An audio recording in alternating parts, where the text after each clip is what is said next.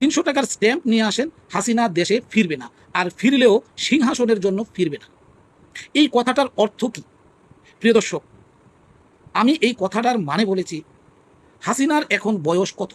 হাসিনার এখন বয়স হচ্ছে 78। এতগুলি মামলা, আন্তর্জাতিক ট্রাইব্যুনালে অলরেডি একটা মামলায় হাসিনার ফাঁসি হয়েছে। এখন প্রিয় দর্শক, কথা হচ্ছে, সহজ কথায় যদি বলেন, পায়ের মধ্যে যদি একটা বন আটকে যায়, সেটাকে আমরা কিন্তু মাজাটা বাঁকা করে সেটাকে ছাড়াতে হয়। তো এতগুলি মামলা এত সহজে শেষ হয়ে যাবে, এইটা কি আসলে, এটা অলৌকিক ঘটনা। যদি এত সহজে শেষ হয়ে যায়, তাহলে এই ঘটনাটা হবে একটা অলৌকিক, যেমন অলৌকিক ঘটনা হয়েছিল 24 এরকম। এখন কথা হচ্ছে যে বিএনপি সরকার যদি আরো 5 বছর ক্ষমতায় থাকে, এবং মনে রাখতে হবে বিএনপির বিরোধী দল হচ্ছে এনসিপি এবং জামাত। বিএনপি যদিও চাইবে না, আমি জানি বিএনপি গত 17 বছর হাসিনা থেকে যে অত্যাচার, অবিচার, নির্যাতন ভোগ করেছে, বিএনপি কখনো চাইবে না হাসিনা আবার রাজনীতিতে ফিরে আসুক। তেমনি জামাত এবং এনসিপিও চাইবে না জামাত হাসিনা আবার ফিরে আসুক। সুতরাং বোঝাই যাচ্ছে, হাসিনার প্রশ্নে যদি বিএনপি এবং জামাতকে একাত্মতা প্রকাশ করতে হয় এবং মিলেমিশে সংসদ পরিচালনা করতে হয়, হাসিনার প্রশ্নে তারা তাই করবে। তবুও তারা হাসিনাকে বাংলাদেশে আসতে দিবে না। যদি 5 বছর ক্ষমতায় থাকে বিএনপি, তাহলে 78 আর 5 83 বছর। এবার আপনারা বলুন, 83 বছরের একজন মহিলা একটা রাষ্ট্রের প্রধানমন্ত্রীর দায়িত্ব পালন করার জন্য কতটা যোগ্যতা সম্পন্ন থাকবে, সেটা আপনাদের কাছে আমার প্রশ্ন। তিনি কি পারবেন? আওয়ামী লীগ আসবে, আমি বলি নাই যে আওয়ামী লীগ আসবে না। আওয়ামী লীগ আসবে, কোনো না কোনো একদিন আওয়ামী লীগের শাসন আমল এদেশে আসবে, কিন্তু শেখ হাসিনা আসতে পারবে না। সেটা হচ্ছে বয়সের কারণে।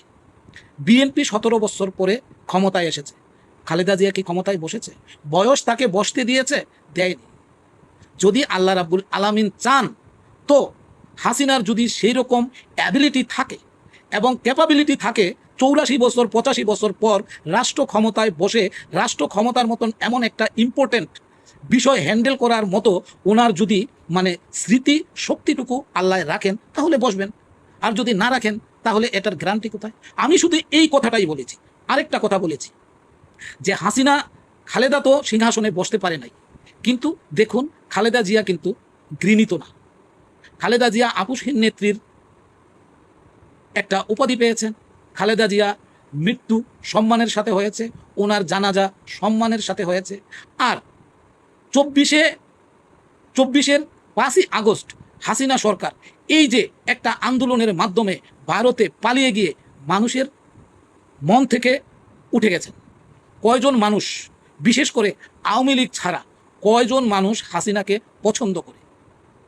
যাদের পরিবারের সদস্যগুলি মারা গেছে, যাদের পরিবারের সদস্যগুলো পঙ্গু হয়েছে, 26,000 পরিবার, 1400 পরিবার যারা মৃত্যুবরণ করেছে, 26,000 পরিবার যাদের পরিবারের লোকটা পঙ্গু হয়েছে, এবং বাংলাদেশের যে রাজনীতির বাংলাদেশের যে রাজনৈতিক দলগুলির যে নেতাকর্মী যারা গত 16টা বছর যাবৎ এই হাসিনার শোষণে, শাসনে, নিপীড়ন, নির্যাতন, মামলা হামলায় পিষ্ট হয়েছে, তারা কি হাসিনাকে ভালোবাসে?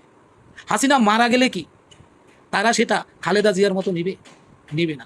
আমার কথার অর্থ হয়েছে এইটা, একজন রাষ্ট্রপতি, একজন রাষ্ট্রপ্রধান থাকবে বাংলাদেশের মানুষের চোখের মণি, সেখানে ঘৃণা থাকবে না, যেমনটা ছিল খালেদা জিয়া। দলমত নির্বিশেষে খালেদা জিয়ার জানাজায় অংশগ্রহণ করেছে। এবার দেখার বিষয় যে মানুষ মরণশীল। আমি দোয়া করি শেখ হাসিনাকে আল্লাহ নেক হায়াত দারাজ করুক, ওনাকে আরও বুদ্ধি দিক, ওনাকে সুবুদ্ধি দিক, ঠিক আছে? উনি বাংলাদেশে ফিরে আসুক, বাংলাদেশের মেয়ে বাংলাদেশে ফিরে আসুক, বাংলাদেশের সন্তান। আমরা চাই না বিদেশে পরবাসী হয়ে থাকুক। উনি বাংলাদেশের মেয়ে, বাংলাদেশে আসুক, বাংলাদেশে শেষ নিঃশ্বাস ত্যাগ করুক, এবং বাংলাদেশের মাটি হোক ওনার শেষ আশ্রয়স্থল। কিন্তু সেদিন কতজন মানুষ ওনাকে কিভাবে নিবে? আমার কথার আসলে ইঙ্গিতটা ছিল এইটা।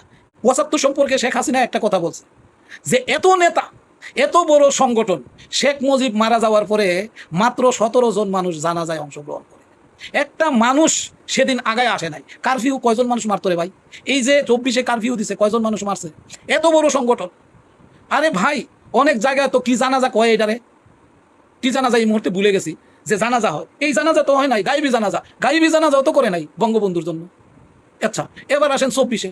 আপনাদের এত ক্ষমতা, এত ছাত্রলীগ, এত যুবলীগ, এত আওয়ামী লীগ, বঙ্গভবনে শেখ হাসিনাকে প্রোটেক্ট করার জন্য এক মান্দার ভূতেরও তো পাই নাই। শেখ হাসিনা সেদিন ছিল পুরো অসহায়। শেখ হাসিনার সেদিনের অসহায়ত্বের কথা যদি আমার মনে পড়ে, শেখ হাসিনার জন্য আমার খুবই মায়া হয়। যে এই জন্য মায়া হয়, এত বছর, গত 16টা বছর কতগুলি কুত্তা বিলাই ফালছে, যেগুলি বাঘের হুঙ্কারে দৌড়াইছে, একটাও বাঘ পালতে পারে নাই।